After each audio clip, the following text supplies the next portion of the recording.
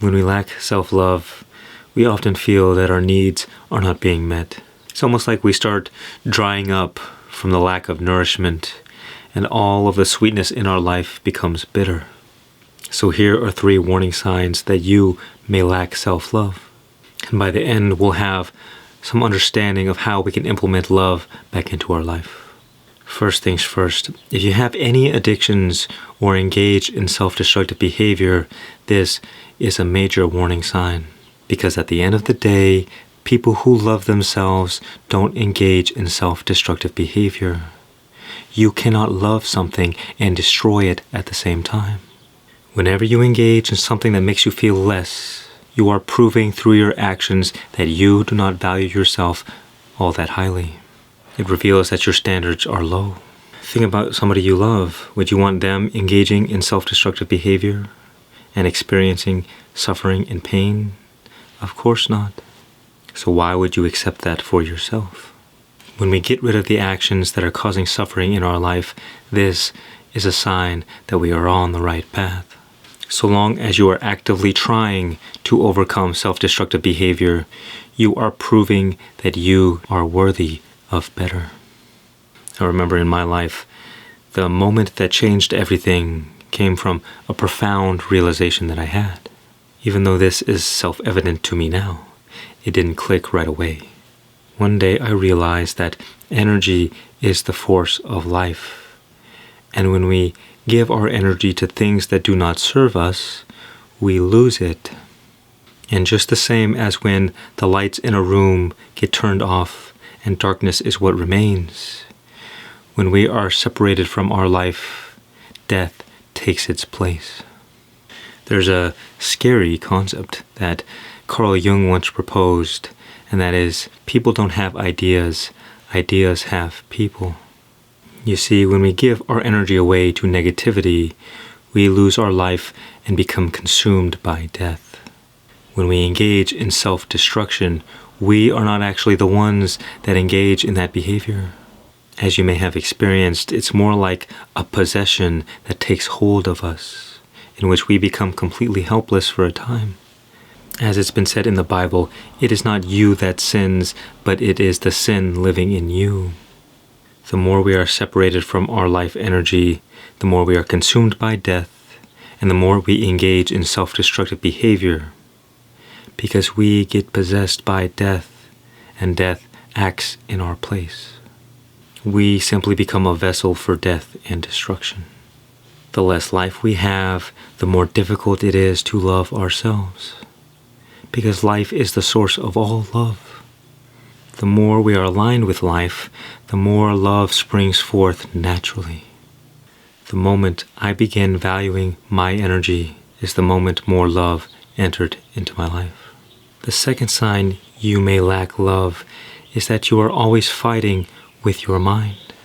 When you are at war with your mind, with yourself, you are focused on destruction. But when you are in collaboration mode with yourself, you seek growth and healing. Are you always struggling with negative thoughts? Are you aware of your daily self-talk?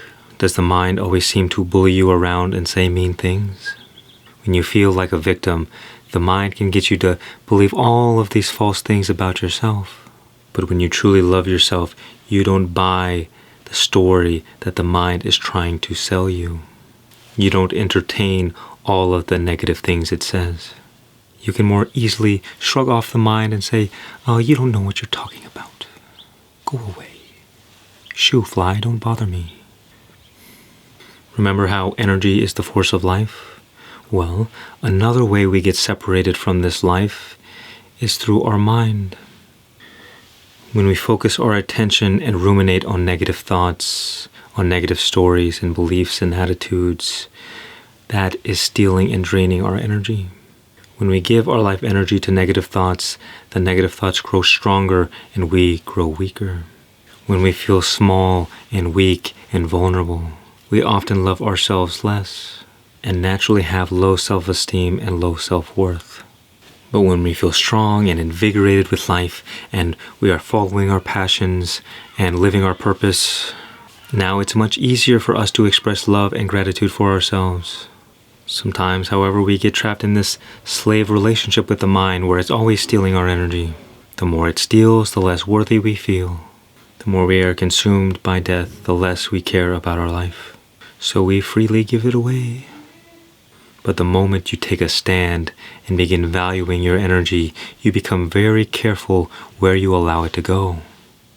Sometimes all we've done is get into the habit of allowing fear and negativity to hijack our attention. This is a natural and biological tendency of all humans. But in order to make a change and allow more love into your life, you have to refuse to give your energy to things that do not serve you.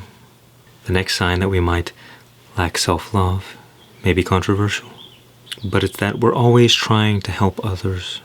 Often, when we don't love ourselves, we seek to love others instead, because it's easier. We put others' needs above our own. If you are always in a state of giving, but you lack love, you will never open yourself up to receiving.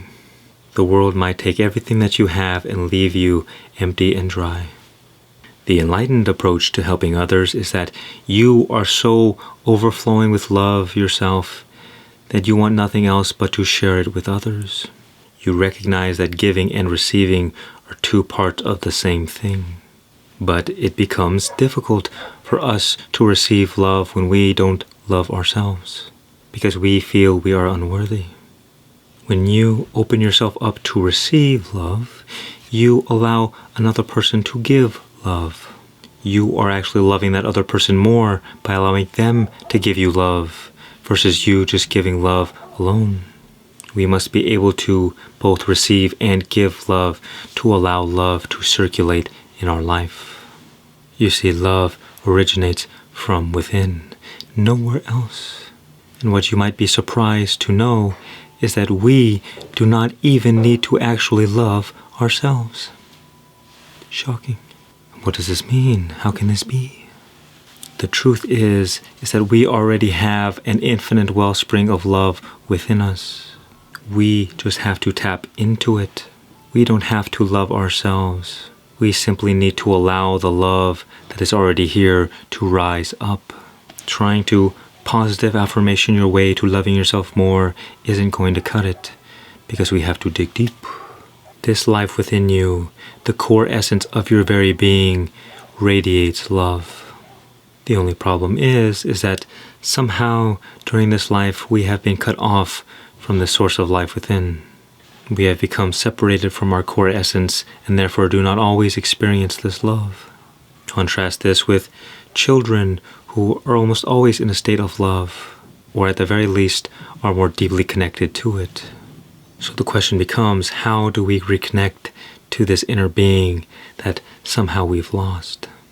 It's simple.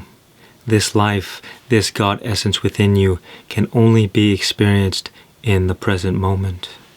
The more we are separated from the present moment, the more we are cut off from life and therefore the source of love.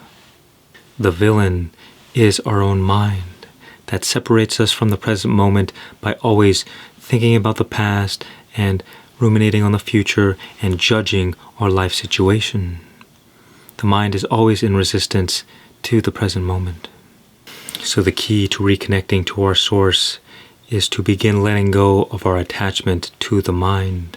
When we let go of the thing that is separating us from this love, love will arise naturally.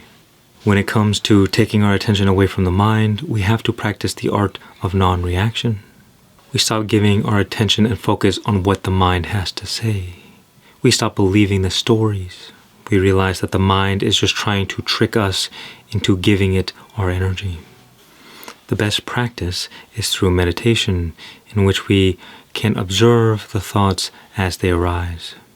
At first, it might be difficult to not react, but as you practice, it will become easier and easier to remain in the observing state. You will be more able to watch the thoughts come and go like clouds passing through the sky. The reason this works is because when you observe something, you naturally create space between the thing you are observing. And remember, it is our attachment to the mind that is causing all the problems. So naturally, we are at one with the mind, and all the negativity in our minds is what is draining us of our life and separating us from love. But when we remain non-attached, when we practice observing, a natural detachment arises, and the mind can no longer steal our energy as easily. We must begin valuing our energy above all else, because without energy, there is no love. You might say that love is one of the highest forms of energy. We first become aware of all of the things in our life that are draining us of our energy. We overcome the low-hanging fruit, the easiest problems first.